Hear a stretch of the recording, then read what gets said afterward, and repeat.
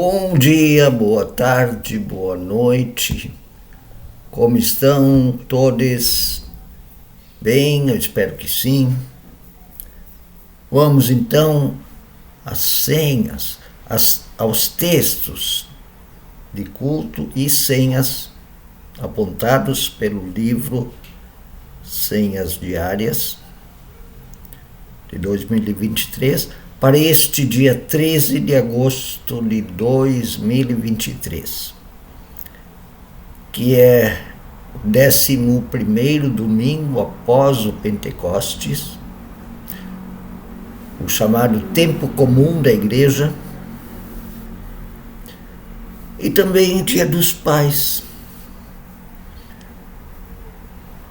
E sabe que ser pai, pelo menos na minha experiência, não é algo assim definível diretamente. Sim, é definível, sim, mas é uma coisa muito misturada, assim. São vários sentimentos. E está tudo dentro de um, digamos assim, sentimento, amor. Eu não sei se amor é bem um sentimento. Na minha concepção, amor não é um sentimento. É uma maneira de viver. E quando é em relação aos filhos e filhas, aí também é um compromisso. Mas em termos de sentimentos, assim, as emoções de um pai, ele tem muita coisa, não é fácil, não. Inclusive medo. Claro que a mãe também tem isso. Mas é um medo assim, surpresa, talvez um pouco diferente da mãe, porque saiu de dentro do corpo dela, mas para o pai também é um sentimento medo, porque é uma pessoa que veio de uma outra pessoa, é uma pessoa inteirinha que está sob teus cuidados em todos os campos. Físico, emocional, intelectual, social, espiritual, tudo isso está sob teu cuidado. E tudo que tu planeja, às vezes não dá certo, às vezes dá. Tu está fazendo certo. Tu está cuidando, inclusive, dos detalhes emocionais, porque é uma pessoa crescendo, ela está vivendo e sentindo tudo que tu faz. Dá medo, mas olha, eu até me emociono. Eu fui do tipo assim que lavava fralda, fazia mamadeira, dava banho, incentivava a brincar, brincava junto. Eu dizia para elas, vamos lá, brinquem bastante. Depois eu pegava aquela roupa e enquanto lavava a roupa das duas meninas, a Madalena e a Sara é a mais velha, enquanto eu lavava a roupa delas, eu ficava lembrando das brincadeiras e só desejava que elas tenham sido bem felizes a brincar aqui. Muito legal. Então vamos aos textos dos cultos, na primeira fase das leituras de hoje, porque hoje é domingo, dia de culto e de missa, os textos do culto e da missa, e depois vamos para os textos das senhas diárias, para hoje, os 2 versículos e a oração das senhas diárias. Então hoje, primeiro domingo após o Pentecostes, e eu vou dar o título para os textos, versículos e oração de hoje. Rompendo assim com um preconceito que não tem sentido, tá? De que a vida dos cristãos e das cristãs é uma maravilha. Não é.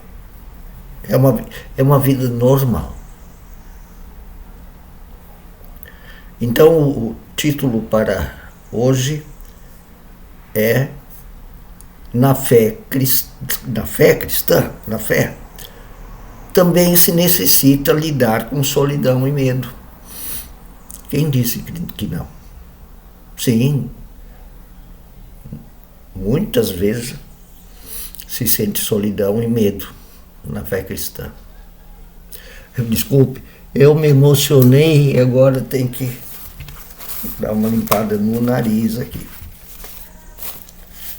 Espero que isso não incomode vocês. Isso também faz parte da vida cristã. A gente se emocionar e ter que cuidar e o corpo reagir. Com isso, e também com lidar com solidão e medo. Isso tudo faz parte da fé cristã. E saber disso faz parte na construção do mundo possível. O novo mundo é possível, o reino de Deus, onde habita a vida abundante, justiça, paz, alegria. Para todos, pais, mães, filhos e filhas. Agora e nas próximas gerações. E um dia esse reino se completa. Então, a gente necessita lidar com medo e solidão na construção e na confiança, na esperança do novo mundo possível. O versículo para o culto, para a missa, as senhas são diárias, tá? São várias igrejas que elaboram de um ano para o outro, de um ano para o próximo ano, as senhas diárias. Então tem culto em várias igrejas protestantes e missa nas igrejas católicas. O versículo para o culto e para a missa vem da carta de Paulo aos Hebreus. Hebreus eram judeus que se tornaram cristãos. Capítulo 11, versículo 1. A fé é a certeza de que vamos receber as coisas que esperamos e a prova de que existem coisas que não podemos ver. A fé é a certeza de que vamos receber as coisas que esperamos e a prova de que existem coisas que não podemos ver. Aí existe uma interpretação errada, que é aquela que diz que a fé é acreditar em tudo que a gente deseja. Na verdade, eles estão confundindo fé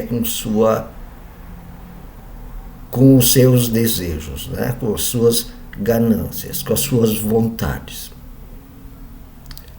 Mas eu vou dizer o seguinte, a fé é exatamente o contrário. A fé não é confiar que seus desejos pessoais vão se realizar, mas de que os desejos de Deus vão se realizar, como o próprio reino de Deus. Eu aprendi isso na pregação de um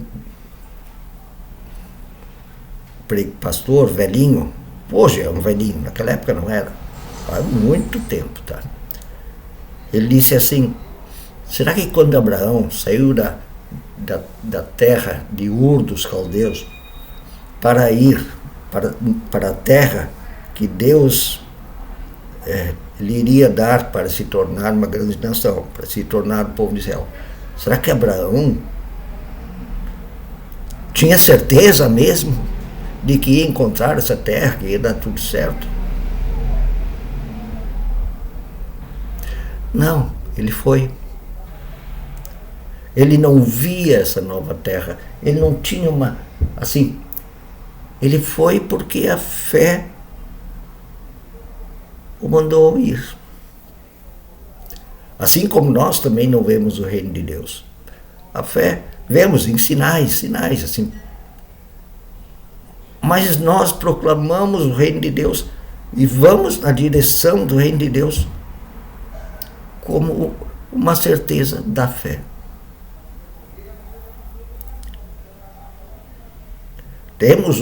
Já temos uma certeza assim, está ali o reino de Deus. Alguns lugares na Bíblia dizem que nem se deve ir muito atrás dessa coisa. Aqui está o reino de Deus, ali. Não, a gente tem que ser um pouco esperto, né? A gente tem que confiar na vontade de Deus e na presença de Deus. De que aquilo que ainda não vemos,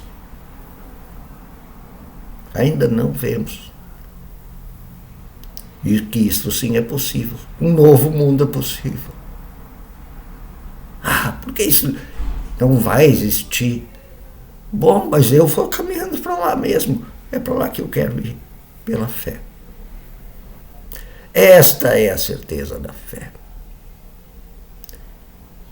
Não a certeza de um pensamento positivo, que do que eu desejo vai acontecer. Não. É o que Deus deseja. Ali eu ponho minha certeza. Nesse sentido, a fé é a certeza de que vamos receber as coisas que esperamos e que ainda não vemos. A fé é entrega, não desejo. Não desejo pessoal. A fé é desejo de um outro, fora de mim. Que talvez até não tenha nada a ver com o que eu quero.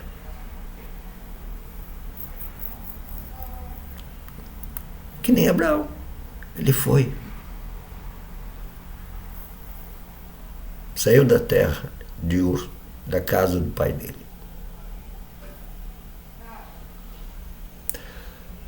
O texto da pregação para a missa, para o culto de qualquer dessas igrejas que fazem parte da comissão de igrejas, como é que é o nome? CONIC, Conselho Nacional de Igrejas Cristãs, que elaboram assim as diárias.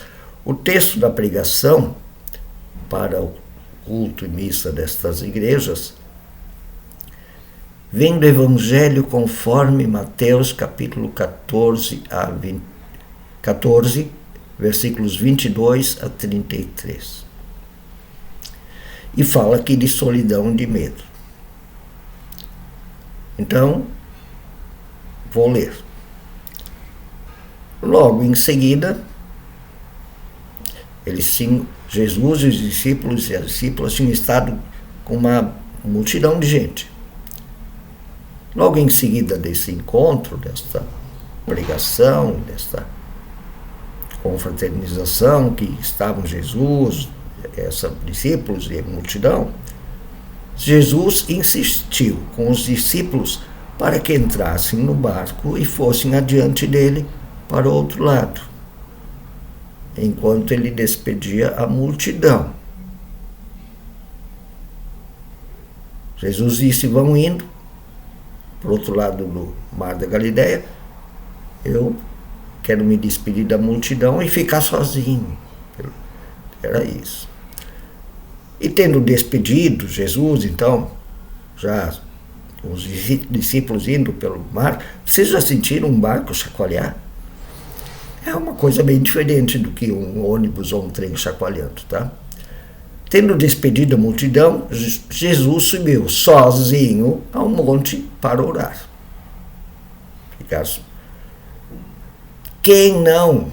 Aliás, quando começou o isolamento social na pandemia, eu fui um daqueles que disse: pá, que bom, vou poder ficar uns tempos sozinho, sem ver ninguém.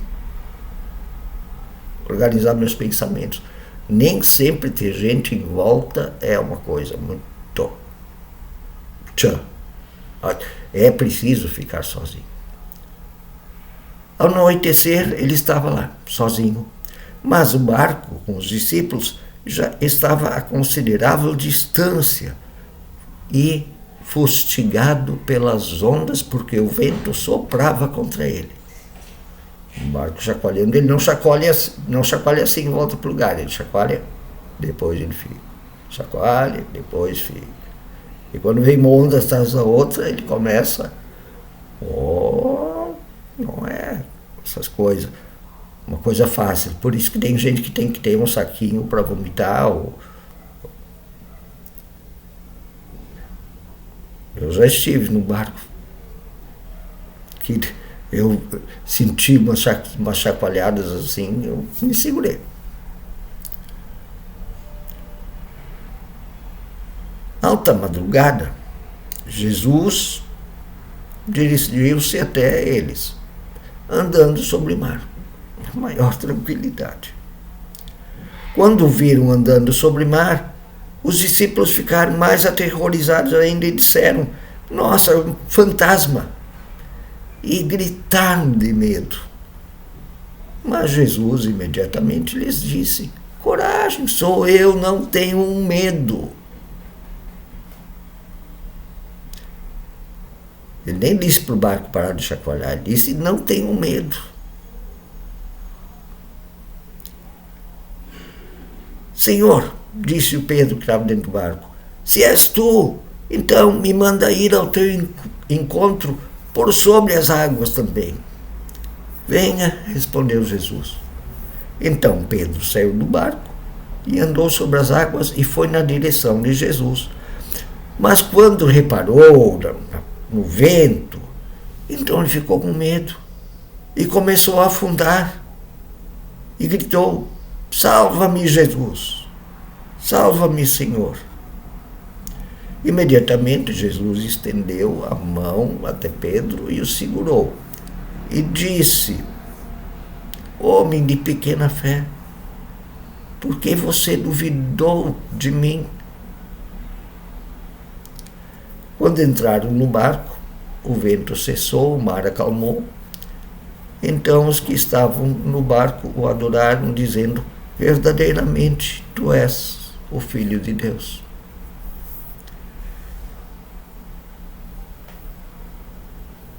Solidão e medo. A solidão de Jesus, sim, faz parte do cristão aprender com Jesus a lidar com a solidão, de que ela também é necessária. Não é só ruim, não. E aprender dos discípulos a não se sentir tão só, porque eles também ficaram sós. O Jesus, que ele estava o tempo todo com eles, agora ele fica lá, se isola, e eles têm que seguir sozinhos pelo mar da Galileia, que aqui podemos transformar numa metáfora para o mundo, para a vida, para nossos afazeres, para as nossas vidas. E lá sozinhos com os saculeiros da vida, com suas ondas e ventos, lá eles ficam com medo. Quem não fica com medo de vez em quando, né? A vida às vezes é muito complicada. Ser pai é uma coisa complicada. Ser família é uma coisa complicada. Às vezes na vida o trabalho é muito complicado, as finanças é muito complicado, lidar com as pessoas. Puxa, como é difícil lidar com as pessoas. E a gente tem medo. Será que eu fiz uma coisa errada? Perder o emprego? Perder a confiança dos meus filhos e filhas, da esposa. Às vezes a gente faz coisa errada e vem aquela turbulência.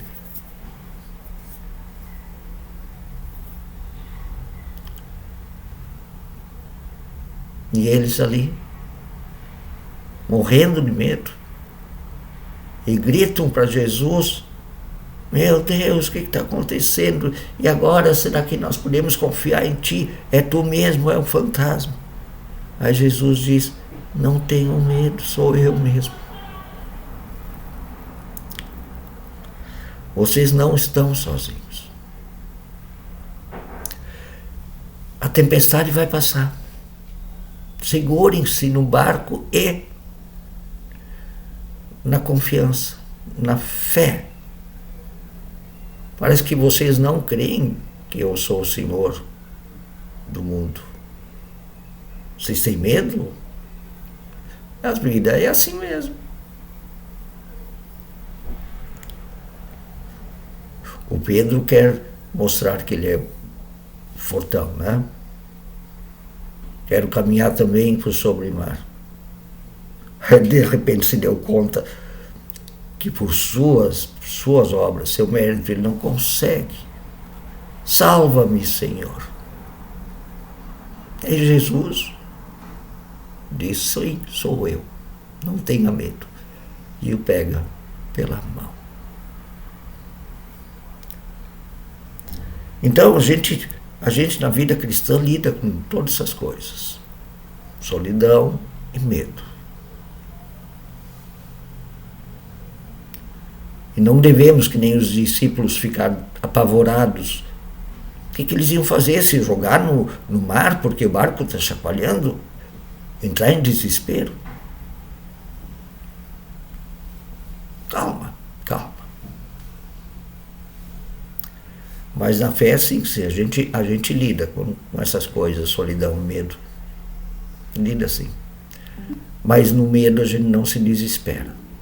E nem tem medo da solidão também. A solidão é necessária. E o medo, a gente fica calmo e confia.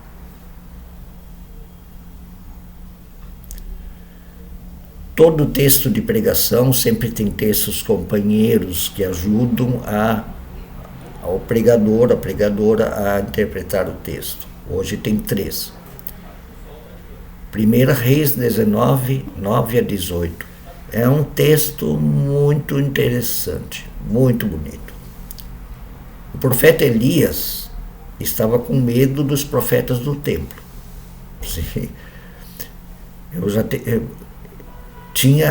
Os profetas do templo queriam matar os profetas do povo. A gente pode imaginar os motivos, né?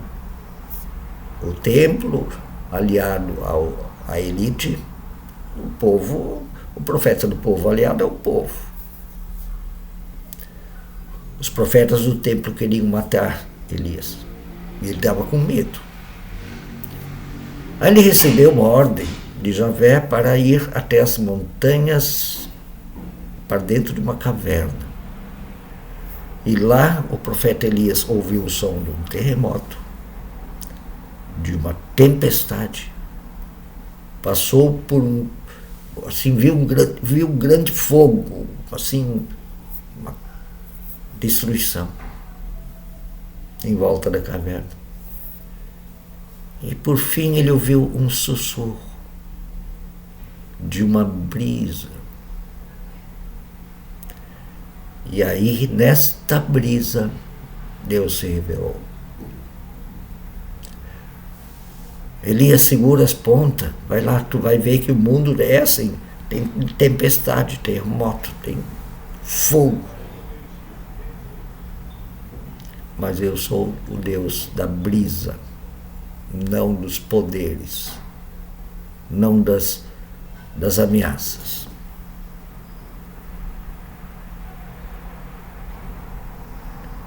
E aí o profeta Elias voltou para continuar a sua luta de anunciar a vontade de Deus, Javé, que é amorosa e pacífica, mesmo diante da loucura, até dentro de sua religião, dos profetas do templo, que queriam inclusive matá-lo. A gente tem que ler a Bíblia com atenção, mas a Bíblia não é história fora da terra, não. Profetas do templo, profetas do povo, conflitos, sim, faz parte. Quem anuncia a justiça e a paz diante daqueles que usam a guerra e a injustiça contra os fracos. Esses não gostam daqueles que anunciam a justiça de Deus, onde há igualdade,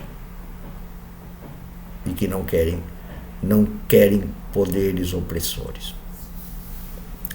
O segundo texto auxiliar para hoje, vem do Salmo 85, versículos 8 a 13. E diz lá: o Senhor trará paz ao seu povo e para toda a terra.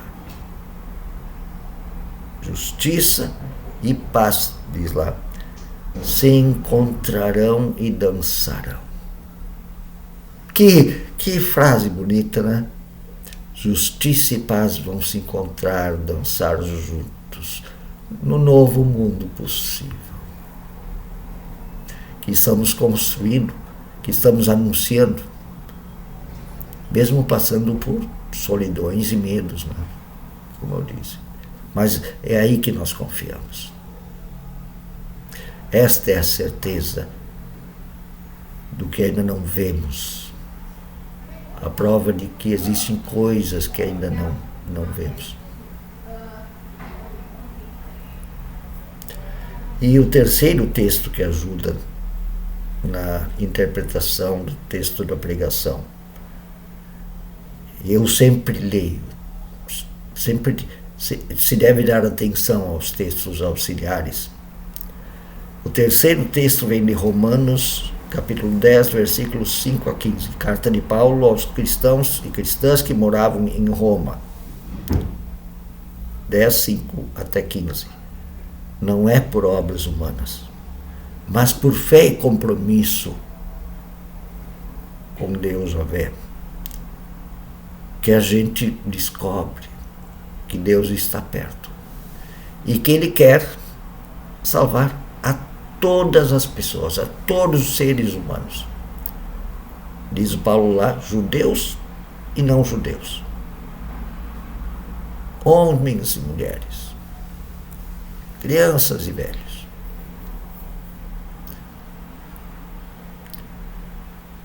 Agora os dois versículos para o dia, que são normais nas senhas diárias e que podem ou não ser lidos no culto, porque tem também domingo, como nos outros dias da semana.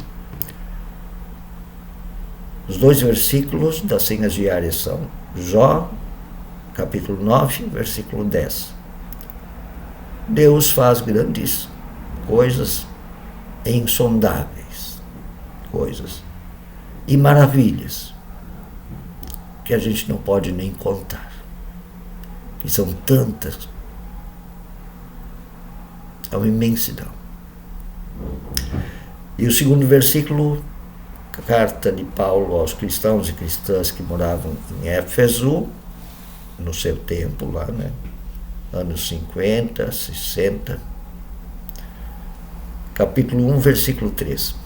Bendito seja o Deus e Pai de nosso Senhor Jesus Cristo, que nos abençoou com todas as bênçãos espirituais nas regiões celestiais em Cristo. Isto que são essas promessas incríveis, como a promessa do reino de Deus,